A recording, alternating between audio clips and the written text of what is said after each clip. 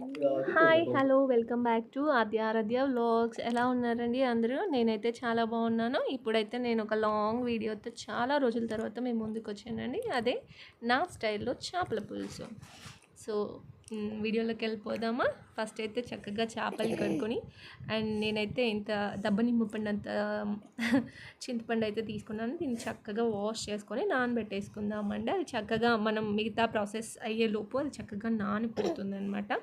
ఈలోపు gas on చేసేసుకొని కడాయి కాస్త వేడయ్యాక అందులో ఒక టీ స్పూన్ వరకు జీలకర్ర అనమాట. అది ఒక టీ స్పూన్ జీలకర్ర వేసుకోవాలి. నెక్స్ట్ వచ్చేసి ఒక టీ స్పూన్ వరకు మెంతులు, అవి మెంతులు అనమాట. ఒక టీ స్పూన్ వరకు మెంతులు వేసుకోవాలి. వాటిని చక్కగా రోస్ట్ అవ్వనివ్వాలి. కొంచెం స్మెల్ వస్తుంది కదా మనకి, అంతవరకు వాటిని చక్కగా వేయించుకోవాలన్నమాట. అప్పుడు కూర టేస్ట్ చాలా బాగుంటుందండి. నెక్స్ట్ వచ్చేసి అదే టీ స్పూన్తో మనము మిరియాలు తీసుకోవాలి. సేమ్ అదే క్వాంటిటీతో మిరియాలు తీసుకున్నాను నేనైతే. చెప్పాను కదండి, ఒక్కొక్కటి ఒక్కో స్టైల్ ఉంటుంది. అదైతే ఈ స్టైల్ అనమాట. ఒక్కసారి ట్రై చేసి చూడండి, ఎలా వచ్చిందని కామెంట్ బాక్స్లో చెప్పండి. నెక్స్ట్ వచ్చేసి ఇందాక నేను ఆనియన్స్ని గ్యాస్ పైన రోస్ట్ చేసుకున్నాను కదా, వాటిని వేసేస్తున్నాను అవి. అండ్ ఇందాక మెంతులు, నెక్స్ట్ వచ్చేసి అవి ఎల్లిపాయలు నేనైతే అన్ని తీసుకున్నాను ఎల్లిపాయలు. నెక్స్ట్ వచ్చేసి ఇందాక మెంతులు, జీలకర్ర, మిరియాలు వాటిని రోస్ట్ చేసుకున్నాం కదా, వాటిని కూడా వేసేసి చక్కగా కొన్ని వాటర్, వీలైతే కొన్ని వాటర్ వేసుకుందాం. అలా చక్కగా పేస్ట్ లాగా చేసేసుకొని పక్కన పెట్టేసుకుందామండి. నెక్స్ట్ వచ్చేసి చేపల పులుసులోకి ఉల్లికాడలు చాలా అంటే చాలా టేస్టీగా ఉంటాయండి.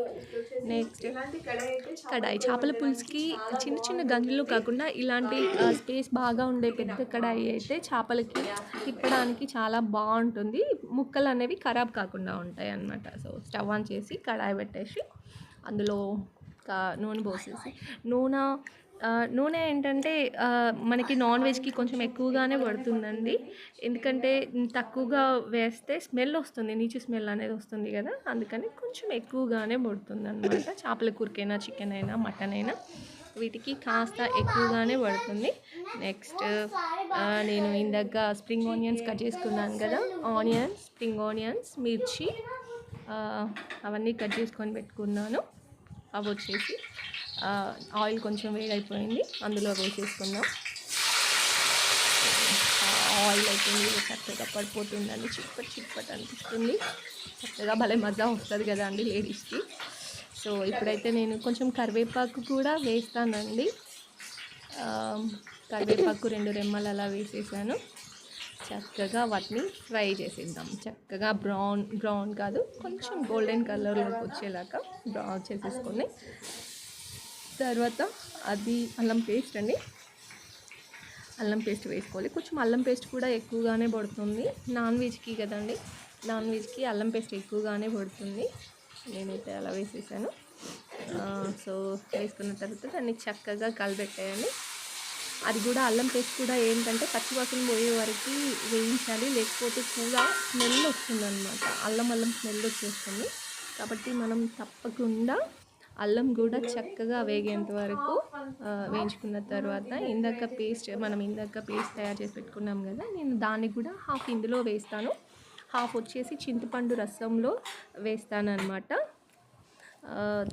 అది చక్కగా వేగిన తర్వాత ఇప్పుడు పసుపు వేసాను అనమాట. పసుపు వేసేసుకొని చక్కగా చూడండి గోల్డెన్ బ్రౌన్ కలర్లోకి వచ్చింది కదా, చక్కగా ఆ కలర్లోకి వచ్చిన తర్వాత చక్కగా అయిపోయింది.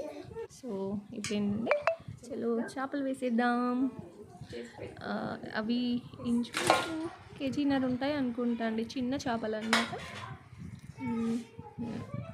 వాటిని అలా గరిటెతో తిప్పకూడదండి, తిప్పితే పాడైపోతాయి. కాబట్టి మనం అలా క్లాత్ పట్టుకొని చక్కగా ఇలా గంజిని అటు ఇటు అనుకుంటూ చక్కగా ముక్కల్ని అలా చేసుకోవాలన్నమాట. లేదంటే ముక్కలన్నీ ఖరాబ్ అయిపోయి చిన్న చిన్న పీసెస్గా అయిపోతాయి. సో అలా ఎప్పుడు చేయకూడదు అనమాట. సో చక్కగా అలా చేసేసుకొని నెక్స్ట్ నేను సాల్ట్ వేస్తున్నాను.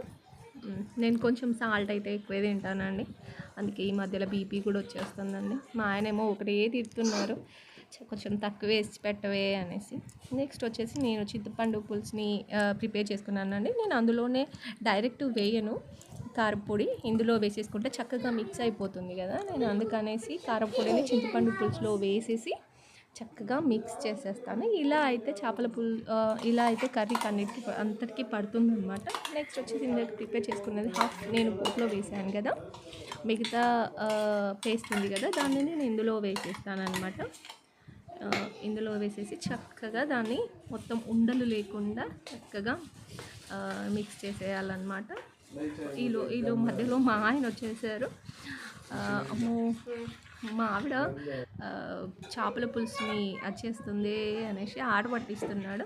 నెక్స్ట్ వచ్చేసి ఇంకా దాన్ని చక్కగా పులుసుని ఆ ముక్కల పైన వేసుకోవడమే అనమాట. నెక్స్ట్ వచ్చేసి ఇంకా మనం వాటర్ చూసుకొని వేసుకోవాలండి, ఎంతైతే సూట్ అవుతుంది ఏంటి అనేది. నాకైతే కొంచెం గ్రేవీ టైప్ అంటేనే ఇష్టం, బాగా ఏమంటారు వాటర్ ఉంటే నచ్చదు అనమాట. అందుకని నేను ఏం చేస్తాను, కొంచెం గ్రేవీ టైపే ఉంచుకుంటాను. అందుకని కొంచెం వాటర్ తక్కువగానే పోసాను. 2-3 సార్లు అలా తీసేసుకొని చూసుకొని ఎలా ఉంది ఏంటి అనేది. నెక్స్ట్ వచ్చేసి నేను ధనియా పౌడర్ వేసేస్తున్నానండి. ధనియా పౌడర్ నేను అది ఇంట్లోనే ప్రిపేర్ చేసుకుంటాను, బయటైతే అస్సలు వాడనండి. ఎందుకంటే బయటదంతా ఏదో స్మెల్ వస్తుంది, నాకు అసలు నచ్చదు అనమాట. అందుకే ఇంట్లోనే ప్రిపేర్ చేసుకుంటాను మ్యాక్సిమం మసాలాలని. నెక్స్ట్ వచ్చేసి last but not the least అంటే కొత్తిమీర.